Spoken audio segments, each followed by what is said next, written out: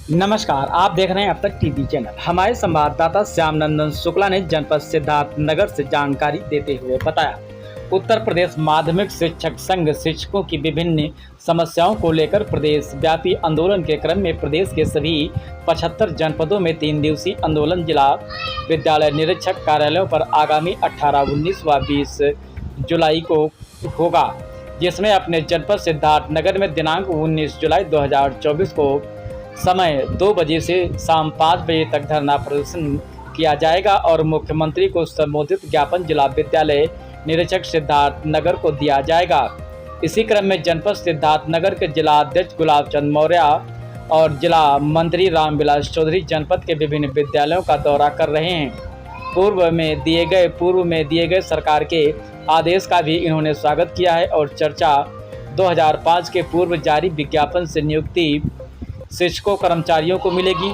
पुरानी पेंशन वर्ष 2006 में नियुक्त विशिष्ट बीटीसी के शिक्षकों को मिलेगा। लाभ 2024 में जारी थी। नियुक्ति का विज्ञापन जनवरी 2006 में मिला था। नियुक्ति पत्र मंगलवार को कैबिनेट की बैठक में मंत्रिपरिषद की बैठक में निर्णय हुआ है। मंत्रिपरिषद के निर्णय पर कर्मचारियों में खुशी की लहर है।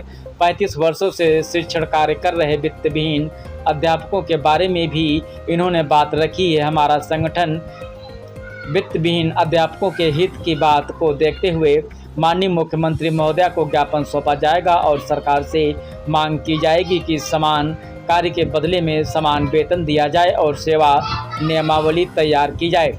इसी क्रम में आज माता प्रसाद जायसवाल इंटर कॉलेज इटवा के अध्यापकों के बीच में अपनी बात रखी और संस्था अभियान पर जोर दिया। विद्यालय के प्राचार्य रमाकांत द्विवेदी, अशोक कुमार तिवारी, अवधेश चतुर्वेदी, अहमद चंद्र, प्रकाश सिंह, सत्यानंद त्रिपाठी, श्याम नंदन शुक्ला अध्यापक उपस्थित रहे। छेदीलाल इंटर कॉलेज बिस्कोहर, किसान इंटर कॉलेज सिकटहा सिद्धार्थनगर आज विद्यालयों का दौरा किया और शिक्षक साथियों से मिलकर धरने में भारी संख्या में पहुंचने का अनुरोध किया। शिक्षक साथियों ने गर्मजोशी से इसका आह्वान व स्वागत किया। क्या कुछ कहा, आइए चलते हैं हमारे संवाददाता के साथ। उनको वेतन कुछ मिल भी रहा था, वो भी मिलना बंद हो गया, वो सड़क पर आ गए थे। लेकिन वर्तमान समय में ऐसी कोई स्थिति नहीं है। सरकार को उनके बारे में सोचना चाहिए। जो शिक्षक हैं, राष्ट्र निर्माता है और सरकार को उनके लिए समुचित सम्मानजनक मानदेय की व्यवस्था करना चाहिए और उनकी सेवा सुरक्षा के लिए कुछ नियमावली बनाना चाहिए, जिससे कि मैनेजमेंट जब चाहे तब उनको हटा न सके।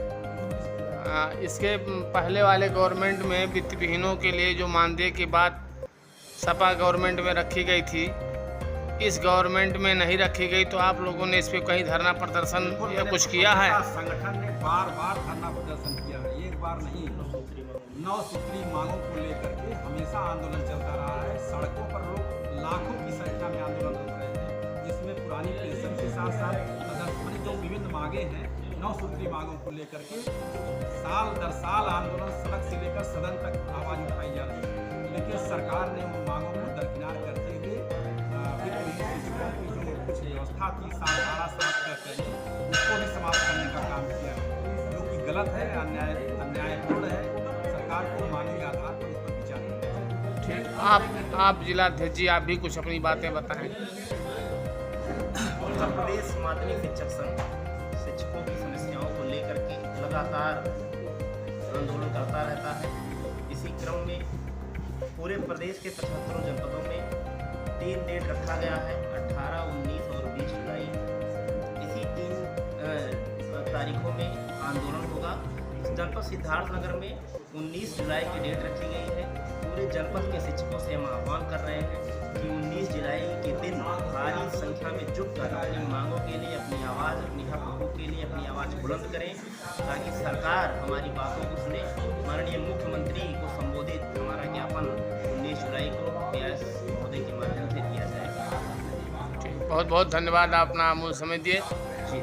हम आपकी बात खबर तक पहुंचाने का प्रयास करेंगे।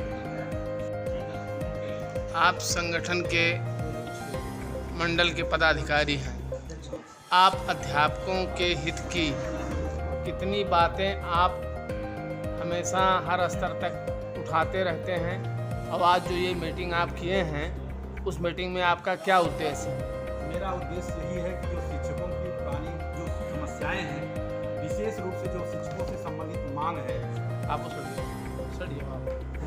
जी पुरानी पेंशन बहाल किया जाए जी और जो नए शिक्षक साथी हैं उनकी एनपीएस की राशि हमेशा ही देर से जारी की जाती है, जिससे उनकी आर्थिक क्षति होती है।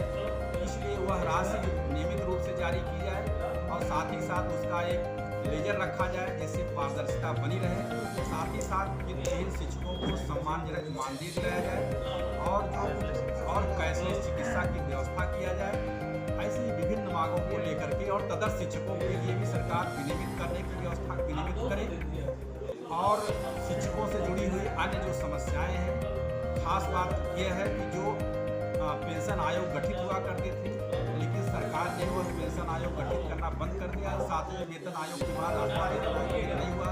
इस समय 50% डीए हो चुका है। सरकार की व्यवस्था की जब 50% डीए हो जाता है तब वेतन आयोग गठित करके उसको मूल वेतन में सम्मिलित कर दिया जाता है। इसलिए संगठन की मांग है कि 8वां वेतन आयोग गठित करके शिक्षकों के वेतन के बारे में जो विसंगतियां आ रही है उसको दूर किया जाए। जी, जैसे प्राथमिक शिक्षक में ऑनलाइन हाजिरी पे अध्यापकों ने विरोध जताया, इधर उधर धरना दिए, प्रदर्शन दिए, क्या आप लोगों की भी ऐसी कुछ समस्या है? निश्चित रूप से सरकार को अगर ऐसी बात सरकार करना चाह रही है तो अगर अच्छी व्यवस्था के लिए ला रही है व्यवस्था तो ठीक है, लेकिन उसमें जो व्यवहारिक दिक्कतें हैं उसको सरकार को विचार करके उसको दूर करना चाहिए। अब अगर कोई टाइम निश्चित होता है, मनुष्य एक मशीन नहीं है, निश्चित रूप से कहीं कोई समस्या हो सकती है, बाढ़ आ सकती है, पानी बरस सकता है, कहीं जाम लग सकता है, कहीं कभी कभी ट्रेनों के आवागमन की वजह से भी कभी कोई जाम वहाँ पर बंद रहता है, क्या बोलते हैं,